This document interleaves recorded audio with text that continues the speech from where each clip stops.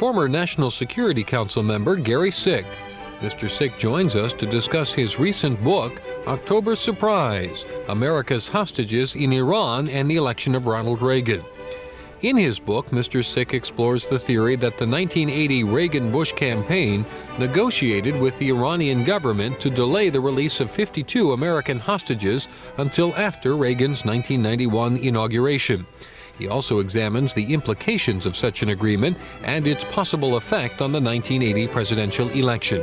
And now, book notes.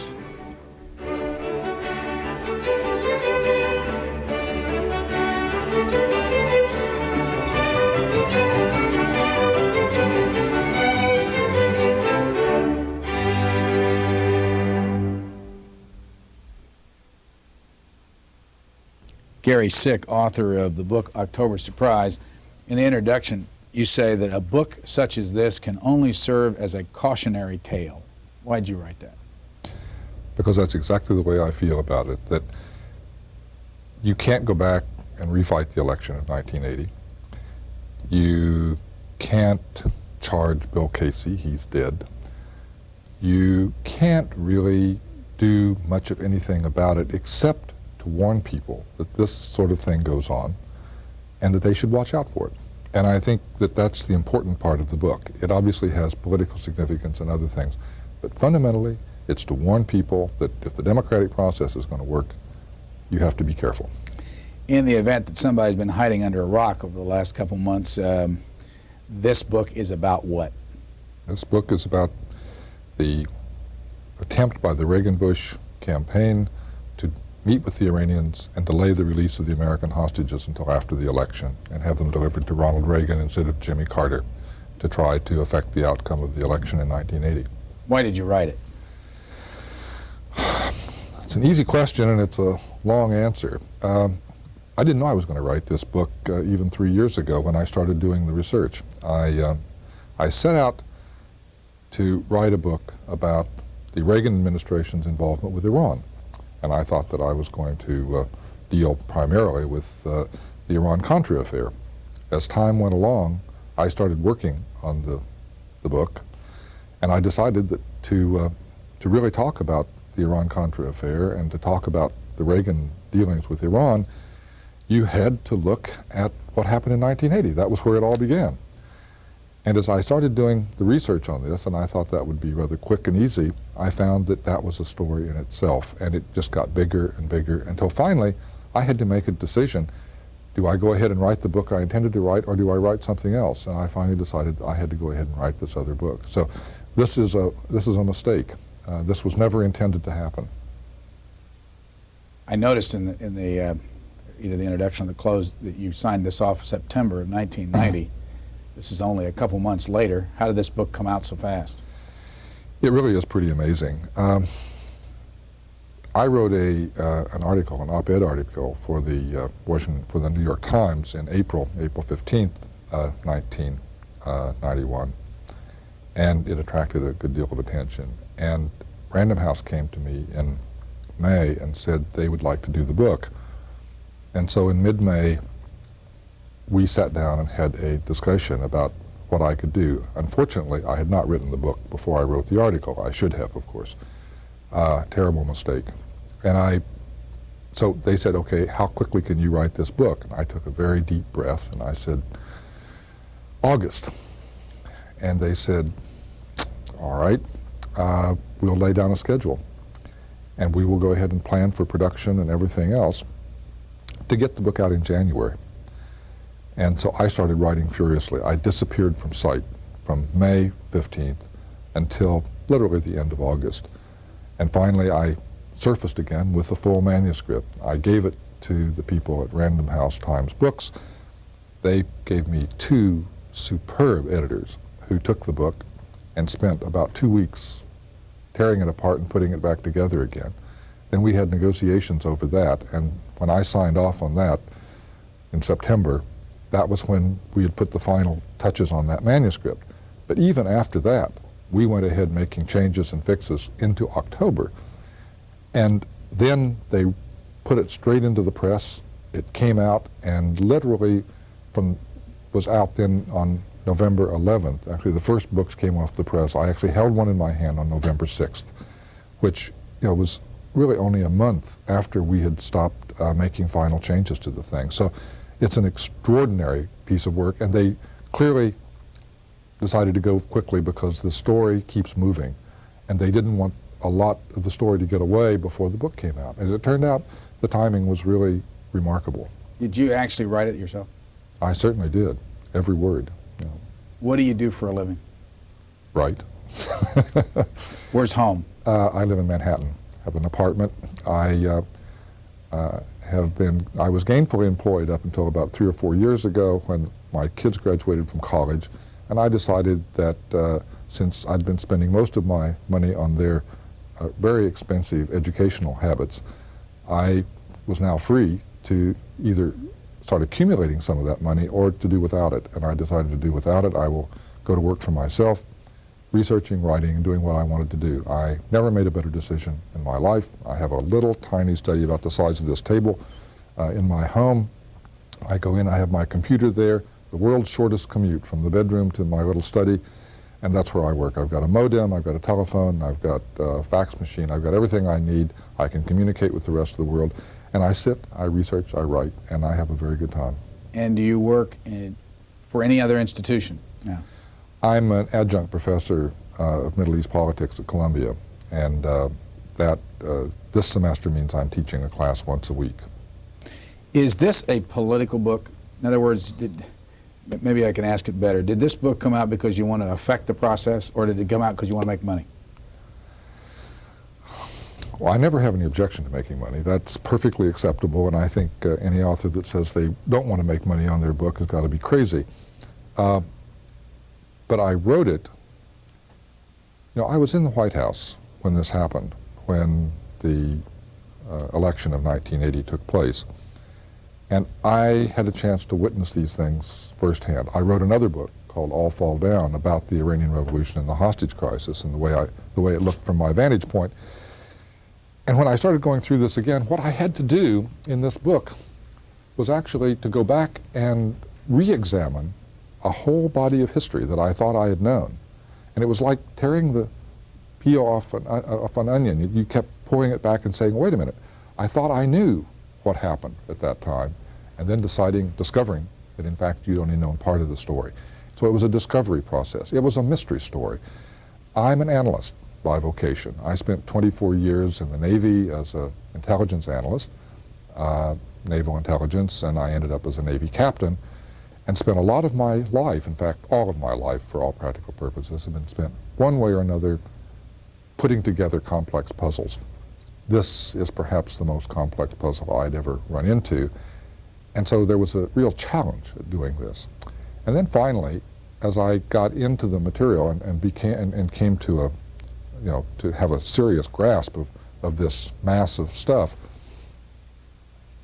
I think I felt a certain obligation. If people carry out this kind of nefarious political activity, they get away with it, and they win elections, and nobody ever calls them on it, what that means for the democratic system is we're going to have more of that. They're going to do it again, and the word in Washington among the insiders who know these things will be, this works. Try it. You'll like it. So I felt that the least I could do was to put the thing out in public and say, here it is, here's the evidence that's persuaded me, see if it'll persuade you, and if so, at least holding that up as a warning signal to other people to say, wait a minute, maybe you can't get away with it next time. As you know, I've got them right here. There have been a couple of publications that have worked this whole theory over pretty good. One of them is a cover story in the November 18th New Republic. Camera's kind of far away. We'll get up close here so you can see what this cover looks like. People have probably seen this on the newsstand.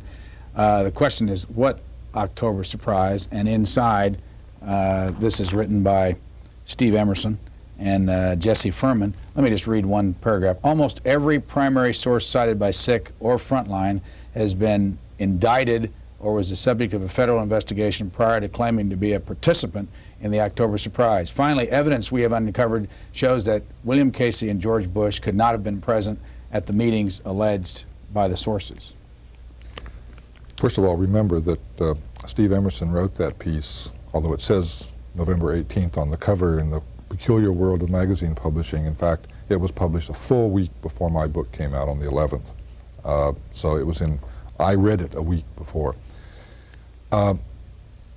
And Emerson interviewed me for this, and I said, look, my book is going to deal with these issues in some detail, and the use of sources that you're alleging in this article simply aren't true. He chose not to use my information and not to wait for the book. So this was written before the book came out and does not in any way reflect what I've done in the book, because he didn't know what I was doing in the book other than what I had just told him in the interview. As a result, the article is kind of odd in a sense, because what it does is it creates a sort of hypothetical conspiracy theorist who believes in this story and says, here is this mythical individual, and if they believe in this, they must believe in the Tooth Fairy, because there's this and there's that, and it sets up a whole array of straw men and then knocks them down. But as I told Steve in our interview before he published this, many of the sources, the first 5 or 6 pages of this article, are devoted to one source, Richard Brennicky. I don't use him at all. And in fact, with all due modesty, I believe that I debunk Richard Brennicky more effectively than Steve Emerson does. So this debunking effort, I think, was slightly misguided and off the mark. But the charge in there about the sources indicate that Casey could not possibly have been in Madrid are just simply false. Emerson had talked to a guy in London who said that Casey was at a conference. We had known that Casey was at a conference in London, and he was there for about a day and a half. And the records are a little fuzzy, but let's call it a day and a half that he was in London. He was missing for 4 to 5 days. He had left the States, and on Friday or Saturday night, came back on Wednesday. Now you're talking about, so in case the audience hadn't followed this, yeah. October of 1980? This is July of 1980. July of 1980. That's right. And the allegation that I make is that, and the source that I talked to, who was an eyewitness, who was there at the meetings, said that Casey was in Madrid during this period of time. And we had actually traced Casey's movements outside the country, and nobody had ever admitted that Casey was outside the country and before. He was in Madrid meeting with? That he was in Madrid meeting with an Iranian representative, Mehdi Karoubi, who at the time was an associate of Khomeini's. Today, he is the Speaker of the Majlis, the parliament in Iran. Doing what? Making a deal. That this was where, in fact, the deal began that resulted in the delay of the hostages and the release of the hostages to the Reagan administration. So my source had talked about this, and we had traced Casey out of the country, and they say, well, he was in London. He was in London. There's absolutely no doubt about it. He was in London for a day and a half, all day Monday and half of Tuesday.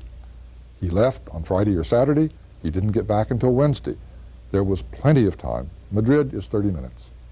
I mean, it's 90 minutes from London by plane, and was used routinely as a shuttle point to go back and forth to Madrid for these people that were operating on this operation. So I just don't agree with the article at all, and I do wish that the article, that in the Newsweek article, had waited until after the book came out so that they could have in fact dealt with what I said, not with this mythical individual who supposedly is a believer in a conspiracy theory. I don't identify with the individual that they create. Audience sees the cover now of Making of a Myth, The October Surprise, which is also a debunking of your book? Exactly. In fact, the 2 articles came out the same day and are really quite similar. Okay, a lot of people are accusing you of all kinds of things in writing this book. Let's Yes. go back to these articles, and I want to ask you, what's the motive of the New Republic, which is owned by Marty Peretz,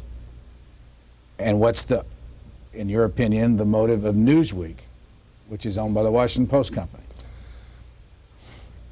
I don't think it's my business to examine their motives. They are examining mine. They say I'm a dupe, that I've been taken to the cleaners by these people, that they think that I'm being used for political purposes and so forth. I'm not going to. All I can say is that the articles came out together, they're quite similar, 1 week, and as far as I know, they didn't work on these things together. Well, I take that back. In fact, the Newsweek article refers to Emerson's article and so forth. So they were in contact with each other before this time, and they use exactly the same pieces of evidence. They've talked to the same people, and they go about it in very much the same way. Presumably, their motive is that they didn't believe the story. I find it difficult to believe, and the part that really bothers me about both of these stories is that if you look at the end of the Newsweek story, it ends up saying that maybe this whole thing began with a big misunderstanding. And what if the people that were talking in London to the American representative, the Carter representative, thought they were really talking to the Republicans, and this was all just a case of mistaken identity? I mean, this is just wildly speculative. I was in the government at the time. I know about the meeting that went on with the American representative, and it definitely, there was no case of mistaken identity. And I told them that also. But they seemed to like this theory, and they ran with it. And I honestly don't understand what was going on here. Let me ask you this, and maybe you don't want to deal with it. Marty Peretz is an avowed Zionist. He believes very strongly in the state of Israel. He said it on this network. Any suspicion that one of the reasons they would pick this line is because one of the things you accuse Israel of doing is being an intermediary in the weapons? Well, it's a legitimate question. And again, I can't examine their motives. It is true that this book is not very flattering to Israel, and that I would anticipate that people who feel strongly that way would feel a need. But as I say, the articles in both cases are not really directed at the book as much as they are at the general story. These came out before neither one of them claim that they actually have read this book or are responding to what it says. They're simply saying in advance what they think is going to happen. It may, in fact, be more of a reaction in some respects to the Cy Hirsch book that had come out just a few weeks earlier, which uses one of the same sources that I do, Ari Ben-Menashe, who is a former Israeli intelligence operative, and who plays a prominent role in my book as well as in Cy Hirsch's book. And he is saying things that the Israelis are very, very unhappy about. So the fact that well, for instance, that Steve Emerson got access to personnel records from the intelligence division in Iran, in Israel, that personnel records of Ari Ben-Menashe, which nobody else had been able to lay their hands on, suggests that he had, at least the Israelis were prepared to cooperate with him on this. When he interviewed me, he was in Israel. That's where he was doing his research, and that's where he called me to do the interview. Did you sense, by the way, when Steve Emerson called you, that he was going to come out against what you were? Yes. Oh, yes. I mean, it was very clear. Do you know him? I'd known him. We had talked various times in the past, and I was aware of various stories that he had done and research that he had done. We had not known each other well, just in passing. How about, and this may be really stretching things, but Newsweek's owned by the Washington Post company, and you first wrote your article in the New York Times on April the 15th this year where you laid all this out. Is there any sense that there's a competitive thing here? The Washington Post, and again, I have no reason to believe that the Washington Post inspired them to do this. No, I really don't think that was the issue. The Washington Post, however, has been quite hostile to this story, and from the very beginning has not been very receptive to the idea. And again, I can't explain the motives of that either. But my impression is that John Barry, the chief reporter who did this, once he got the information about Casey in London, he quit looking and quit thinking that there was anything else to look for. That disproved everything. Now, John Barry's British. He is British, that's correct. So his connection was in Britain for the information that he... Well, he's British, but he works in the United States. I know, but it was his information, was his source British? His source was British, as a matter of fact, yes. And Mr. Chadwick at the Royal Army Medical College, the Royal War Museum, was the person who provided the information about Casey being in London. And, you know, we had known about Casey being in London before. In my book, there's a photograph of Casey in London. I mean, and that was put out before these articles were written. So the fact that Casey was in London certainly didn't come as a surprise to me. It was in the book, it was described, and there's a picture of Casey, you know, at the during this conference that he was holding in London. So that didn't come as a surprise to me at all. But there's a sense that once that information was found, once that was located, that that John Barry simply decided that everything about this story was false. And I think they just didn't look hard enough, because that, in my view, does not mean that this could not have taken place. There is and you know, I must say, maybe I shouldn't say this, but in order to understand this story, you've got to read it. And maybe that's not fair. In other words, to understand the intricacies, I tried to figure out how am I going to ask you questions about it really is true, you know, that, and that, in one sense, is why I wrote it, because dealing with this subject, among the people that work with it, there's a kind of shorthand. You know, Hashemi says this, and you know what that's talking about, and, you know, the first Madrid meeting, this happened, and so, and you go on and on. For a normal reader, or for a normal, even well-informed individual, it's impossible to know what this shorthand is talking about, and you need some kind of a guide. This book, among other things, is an attempt to create a guide that will easily take a reader through this very complex story, and I hope show what the motives would be of the individuals involved, what the evidence is as it now exists, something about the sources, who they are, where they come from, what their background is, why they would or would not have access to certain information. And that is, so I hope that the book will at least lift the level of discourse so that anybody who wants to talk about this subject in the future at least will have a sort of set of guideposts set out for them that you can then know at least what the baseline of information is and can go on from there. Let me talk about the journalism of this whole thing with you, if we can. It seems like the different people have chosen up sides on this. Yes, it's really true. How about the networks? I noticed on page 236 you say 3 other journalists were particularly generous and helpful. Then you mentioned Tara Sonnenschein. Yes.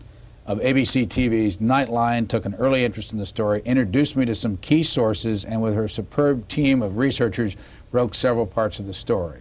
Did they then have an interest in it once they got to working with you? Tara had started working on this story before I ever met her and had done a lot of independent research.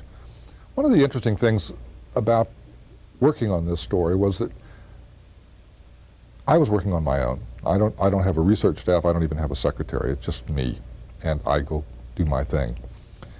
And a lot of the other reporters and other people who had become interested in this story over time for one reason or another, mostly because they thought there was really something there and that it had been overlooked and covered up and that it needed a lot more digging. Those reporters were often working on their own time. They had very little institutional support. They had no bureaus to draw on. They had no research support for the most part, but they were interested. And we didn't have the luxury of fighting among ourselves in terms of, you know, I go first and I'm going to get this scoop. But basically, everybody that was involved in the story was interested in the story and was interested in getting it out and was interested in finding out what really happened. And it was a rare and unusual set of circumstances, but it was a pleasure, an absolute joy to work on the story from that point of view, that you didn't have to feel that somebody was just milking you and they were going to run off and publish behind your back, or they were going to be telling stories about you or something else. It was a good group, a smart group, and a lot of, and we did pursue this thing, sharing information among ourselves, helping each other out, sharing sources. If I suddenly found that that there was a lead out on the West Coast someplace that I couldn't pursue, there was a guy that I worked with out on the West Coast that I would call and say, hey, if you have a chance, could you talk to so-and-so? And he would do that and call me back and send me a transcript of the interview or say there's nothing there, and so forth. We shared among ourselves. So Tara was one of the people who I shared information with. and others are named in the book as well. Does that mean she has a stake in it? I mean, that Nightline has a stake in it? I don't think so. It meant that Nightline was ahead of the game.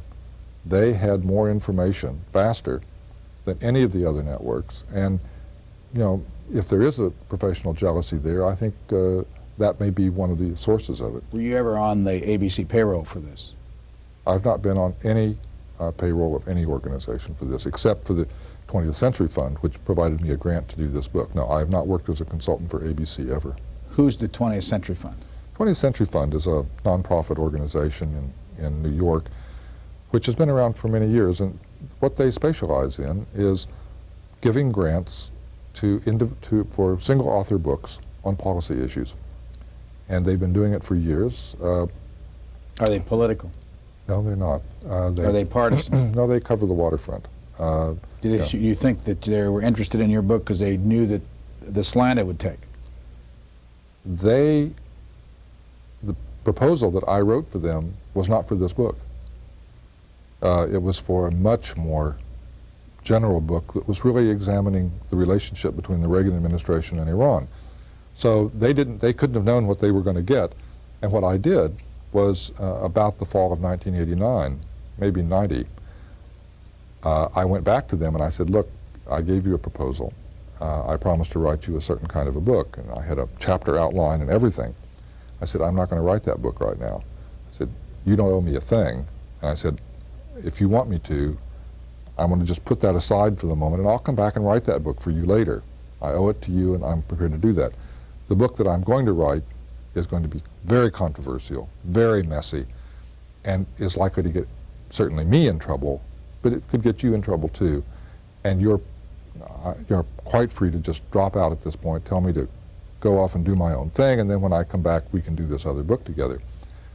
They thought seriously about that and said, go ahead and write it, and gave me full support to continue pursuing the subject. And they don't necessarily endorse it, I mean, in the sense of saying that this is their thesis, but they thought that it was an important policy issue and it needed to be looked at, and that's, after all, what they were there for. And Richard Leone, the president of the foundation, is, I just think, a terrific guy, and I had great support from them all the way through. They didn't have to do this, and it's a risky thing for them as well, for any nonprofit institution, but they took it. Where do they get their money? It's an endowment. It was given to them. I wish I knew the name of their founder. They'll shoot me for not being able to say that publicly, but some years ago, a gentleman, very wealthy, gave them money for this very purpose, and the institution has been going on for I don't know how many years. Are you aware of any other projects that they've been involved in that the audience might be familiar with? Gee, I wish I'd done a little more homework. I mean, I am aware. I mean, they've got, they put out, I think, 8 books or more a year. I shouldn't be talking just off the cuff like this because I really haven't done the research, but they put out it's a considerable range of books that they publish every year. What they do is they take an author on just as if they were giving him an advance and say, we give you so much time, you write a book for us.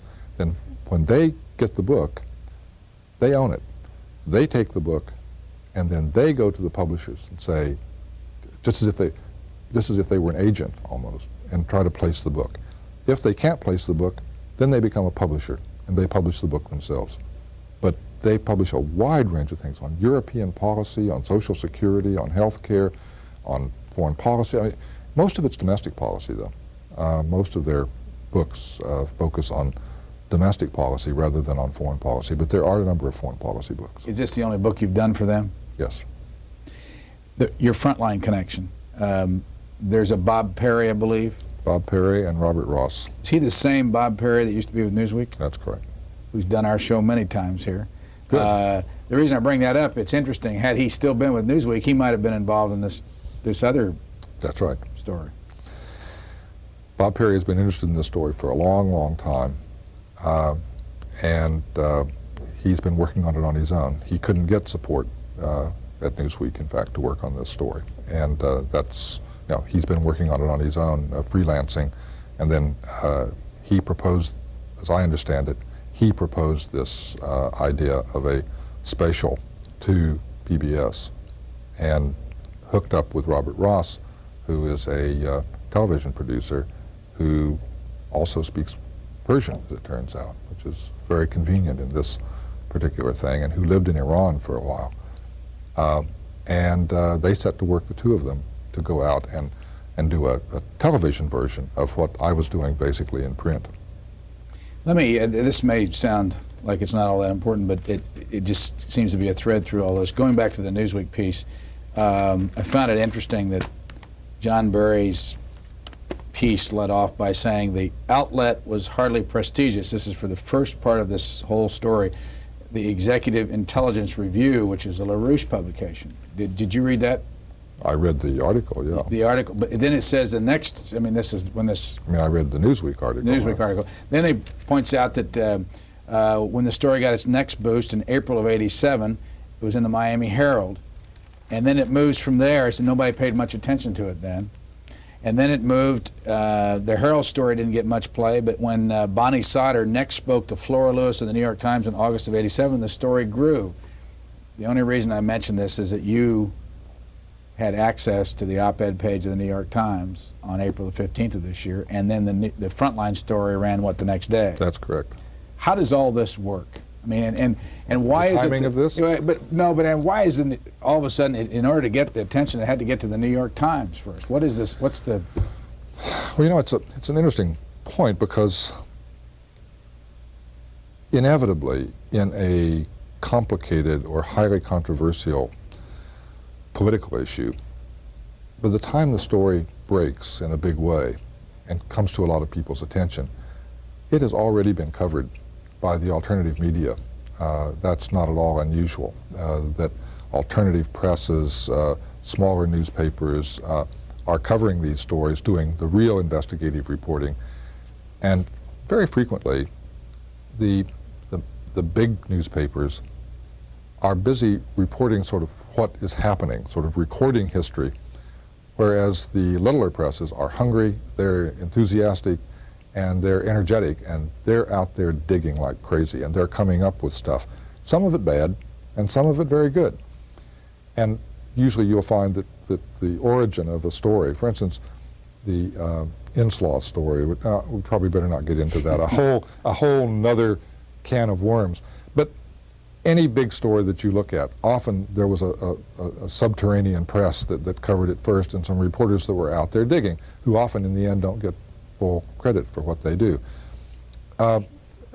This is simply another example that people were out there digging around, and the mainstream press are very slow to pick up on these things. I've found the mainstream press to be really quite timid in dealing with a tough political issue, one that really goes to the bone, that isn't just sort of cosmetic, a little scandal, somebody misusing funds, somebody sleeping with somebody else, that has, you know, in the political arena, but really goes to the heart of the thing. Maybe that's what it means to be mainstream, is that you're extremely conservative about making accusations or carrying things on. So how did I get to what is your question? How did I get to the op-ed page of the New York Times, or why did they buy your piece? Why did they buy my piece? Well, the way it happened was that in the spring of 1990, an editor at the op-ed page of the New York Times called me up and said, I've been hearing about this October surprise theory, and she said she thought there was quite a story there, and if it was real, it was one of the biggest stories of the decade, of all time. And she thought it really ought to be looked at and wondered what I was doing. I said, I am working on it. She knew that I was working on it.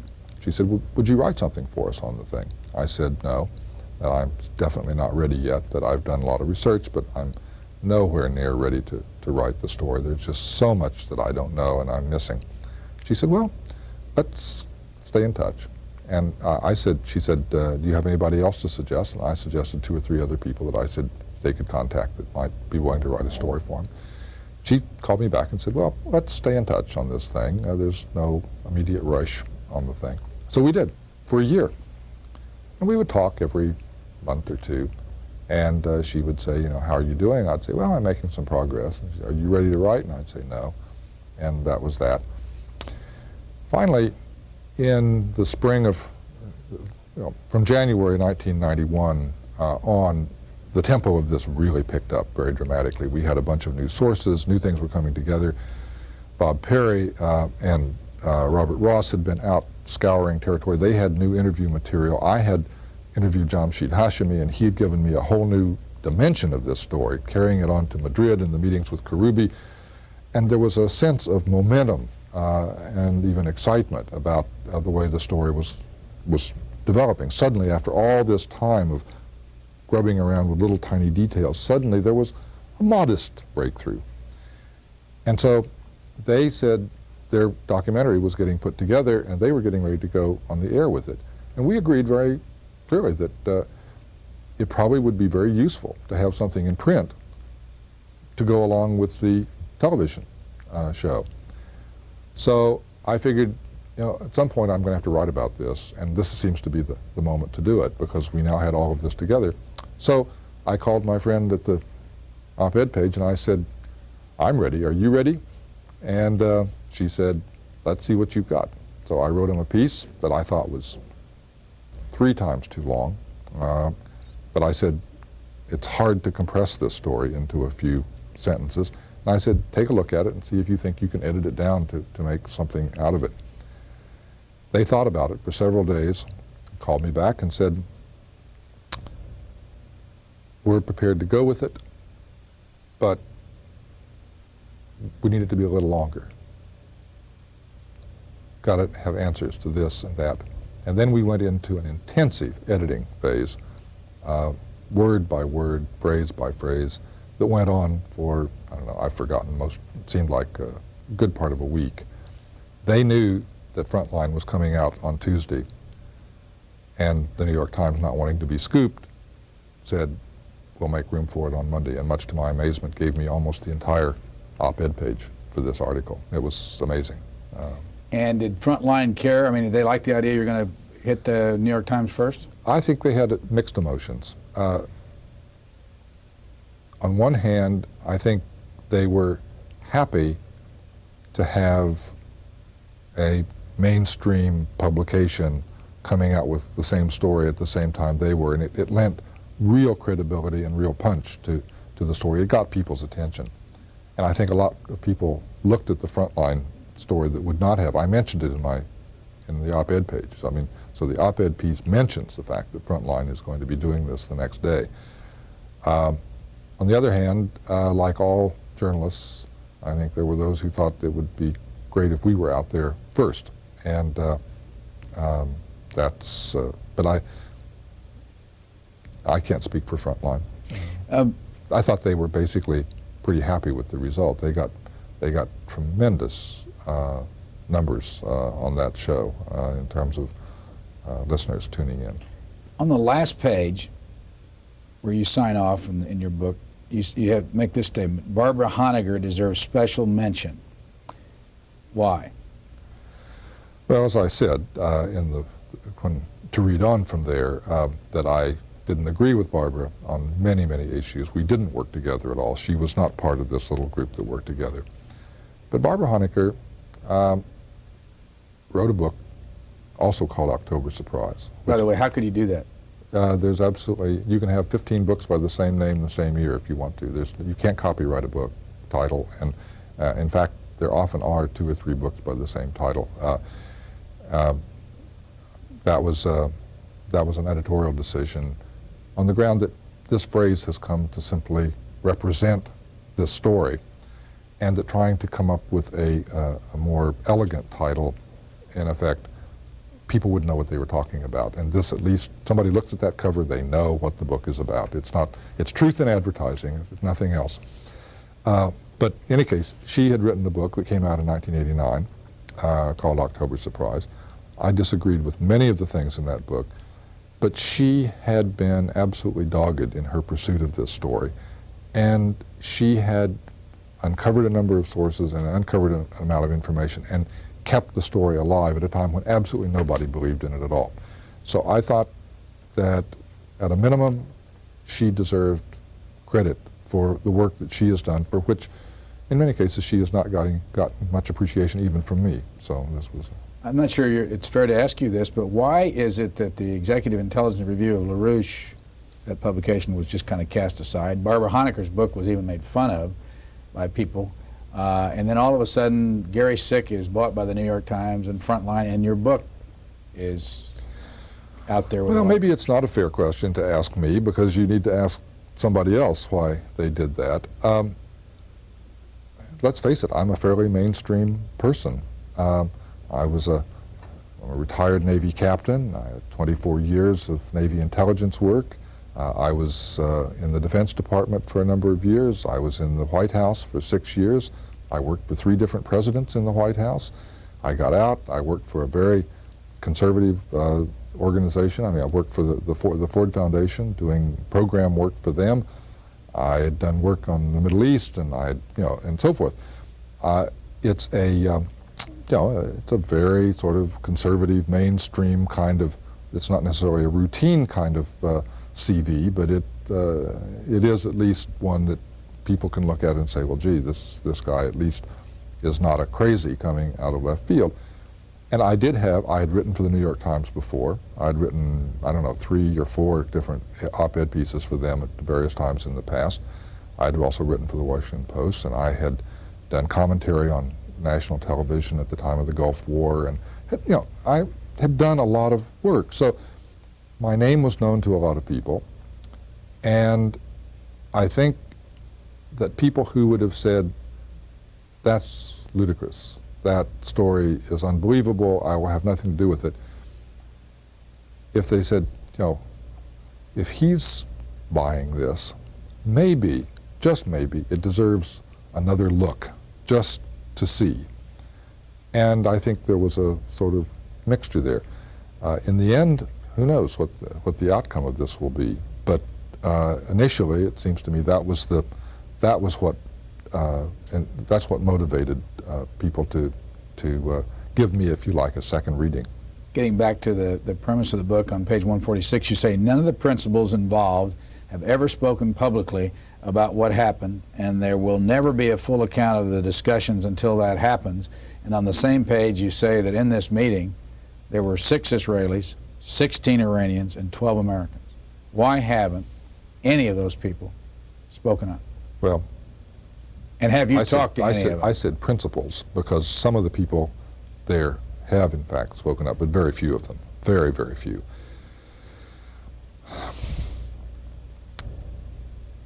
I have tried very hard to talk to specific individuals who had reason either to know what was going on or to have been there.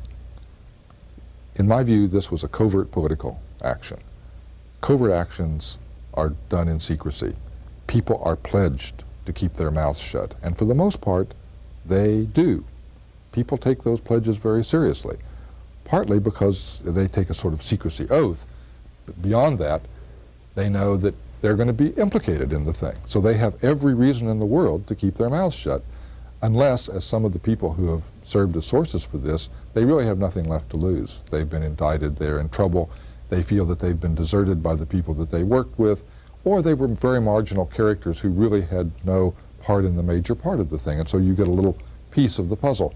So it's not surprising that the sources that show up for this are not Boy Scouts and Sunday school teachers. I mean, that's not the kind of people that they used for the thing, and those are not the kind of people that are now ready to go public. The principals, I think, have not talked,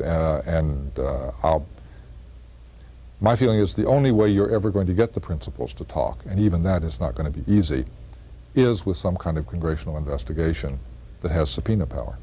And that is the necessary element to get beyond this. That doesn't mean that you solve all of your problems immediately, but it does mean at least you're in a position to begin dealing with them. Where did you grow up? Kansas. I was born in Russell, Kansas, the same hometown as Bob Dole and Arlen Specter, as a matter of fact. Arlen grew up there and went to high school. Were you in the same class? No, neither one of them. We didn't know each other in Russell. None of the 3 of us did. But I think it's kind of interesting. This little town of 6,000 people right out on the bare plains of Kansas. It's a lovely spot, and my mother, the book is dedicated to my mother, and I make a point of getting out to Kansas as often as I can, and I always enjoy going back. But it's a tiny little town, and I went to the University of Kansas, and basically lived my whole life there, and only later on did I leave. The Navy provided my mobility, I guess, to leave Kansas. And what did you study? I was a French major in college, French literature, as a matter of fact.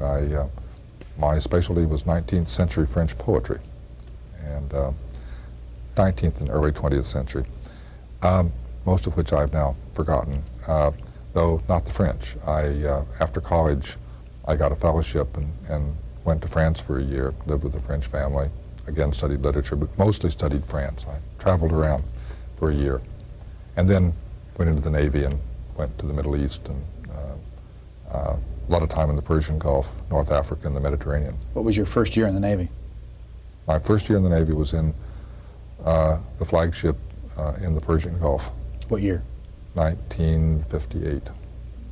And did you get interested in the Middle East before? Did you ask for that billet, Yes. or ask for that?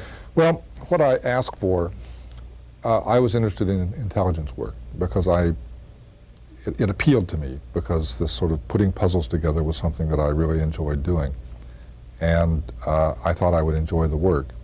And that was the only place that there was an intelligence job available. When I was assigned to the flagship in the Persian Gulf, I didn't know where the Persian Gulf was. I had to get out a map and find out where it was. And I had a great geography lesson in a year of sailing around the Indian Ocean and Persian Gulf, places that were wonderfully exotic and colorful. And in a sense, for a small town boy from Kansas, it was sort of join the Navy and see the world. And I've seen an awful lot of the world.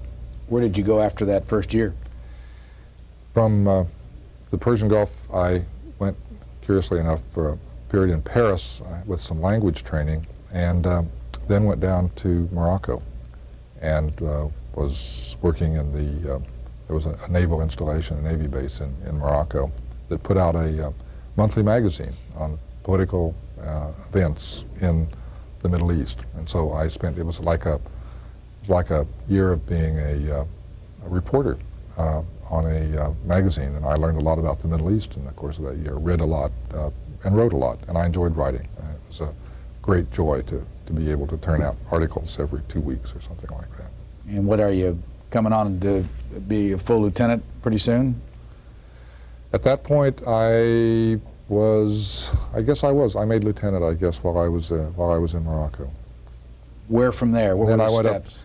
I got married while I was in Morocco. My wife had been at Kansas University with me, and we went back, got married, and then traveled through France for a wonderful month, and then came back to the States. And I had a series of assignments in Washington.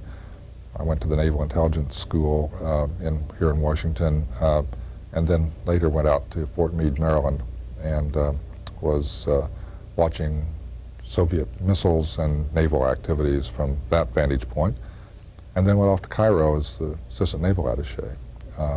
I was in Cairo from 65 to 67, was there at the beginning of the Arab-Israel War, the Six-Day War. I watched it from the other end, the receiving end, and stand on the roof of the embassy in Cairo and watch the Israeli planes coming in to hit the desert sites, literally within sight, flying around on the edge, the outskirts of the city. Shrapnel falling on your head from overseas, from above, as they were firing off flak guns trying to knock down these airplanes. And I was one of the people that was involved in setting up the evacuation of Americans from Egypt. Drove down to Cairo and tried to organize an evacuation. And very exciting period of time. I loved Egypt. I still do, and have been back a few times since that time. My daughter was born in Egypt. How many kids? 2. I have a son and a daughter. After Cairo, what in the Navy? Cairo, I came back we were evacuated from there, spent a short time in Greece, and ended up in Italy with the Sixth Fleet, and again was stationed in Naples. Loved Italy, and my daughter loved it so much that she's gone back and she now lives in Italy, and has become an Italian, actually. Her Italian is just perfect.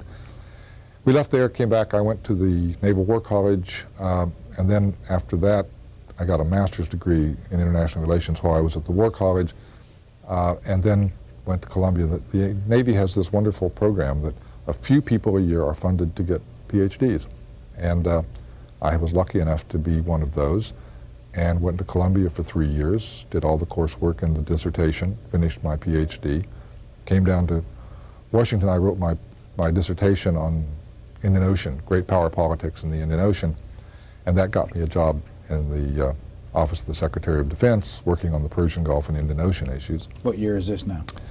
That was in 1973 to 76.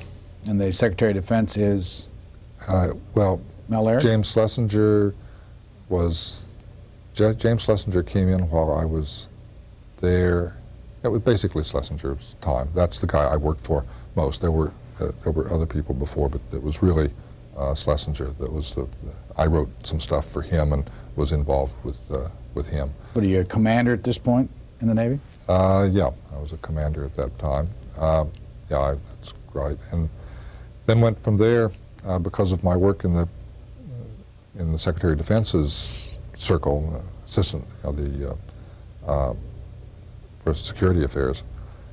I got to know a number of people in the White House in the National Security Council, and when President Ford was facing an election, as often happens, people jump ship. They get out while their Rolodex is still hot and go to work for a consulting firm or something. And then after the election, people flood back in again. And there are always a lot of holes over there in the White House staff during that last year or so, 6 months to a year. And so I was invited to come over to the NSC staff, and I thought, that's a pretty bad offer. I'll go over there, work for 6 months, get kicked out when the new people come in, whichever way the election goes, and then I'll be out of a job, and I'll have to go scrambling. But I did it anyway. I thought it'd be a great place to watch an election from, and it turned out to be a great place to watch the election from. The Carter people came in after the election. I thought I would be sent back over to the Department of Defense, and they said, stay on. Are you a captain yet? I was not, but I was then before the end of the Carter administration. I was promoted to captain. And that's the rank you left the Navy? That's the rank I was at the Navy. You're on the NSC staff. How many people are on the staff at that point? About, as I recall, around 50 professionals. It's pretty small. You write in the conclusion, although I was a Democrat, I had served nearly half of my career under Republican presidents. Why did you feel the need to put that in the book? Because I know that I'm going to be accused of political partisanship. People are going to say this is a political hatchet job. You're just going after George Bush. You want to embarrass him. It's a political season, etc. And there's no way I can avoid that. I mean, I know that that charge is going to go with it. The way I actually got into this book was not a carefully plotted event, but it does come at a political time. It is going to be seen as a political document, and so I at least want to make my position clear. I mean, that this is where I am, and I've always been a Democrat, and though I've never worked in political campaigns, I've never been an activist, and I think most people, at least until this book came out, probably regarded me as generally nonpartisan. I'd never really participated in partisan political activities.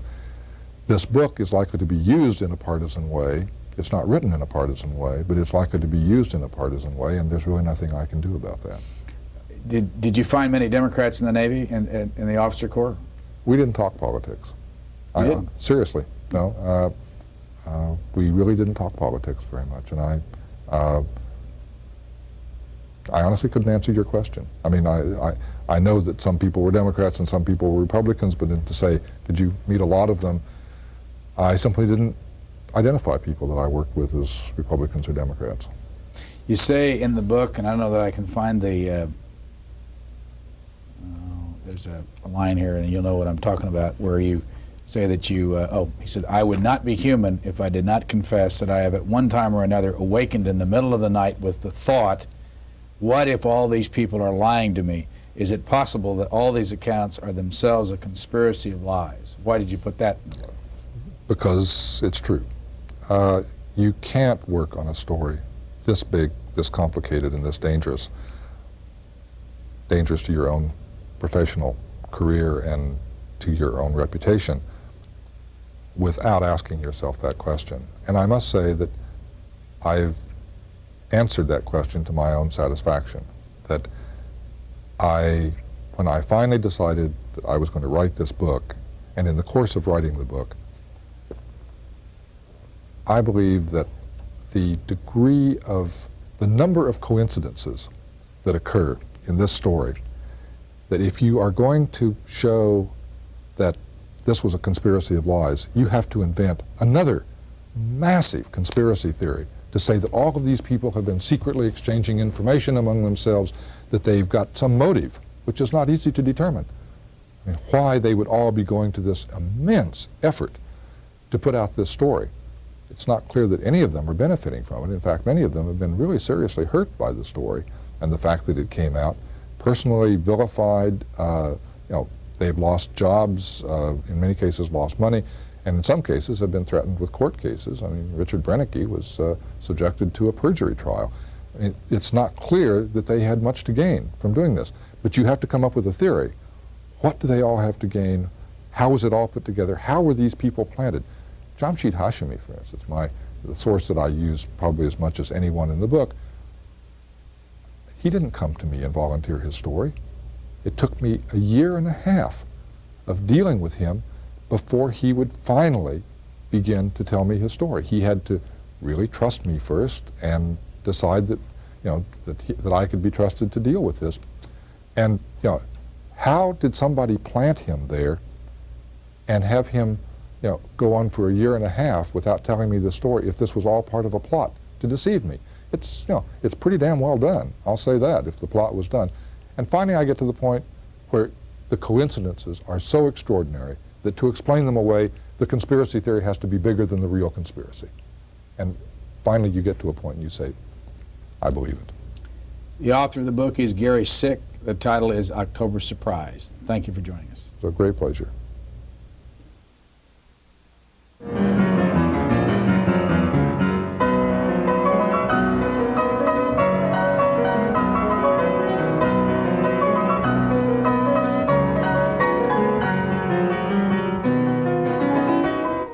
Join us next Sunday when our guest will be James Reston, former executive editor of the New York Times and author of the recent book, Deadline, a Memoir. Mr. Reston joins us to discuss the changes in American journalism during the last 50 years. That's next week on Book Notes at 8 and 11 p.m. Eastern Time. For a printed transcript of tonight's Book Notes, send $5 to C-SPAN Transcripts, care of Tape Writer, Box 885, Lincolnshire, Illinois 60069.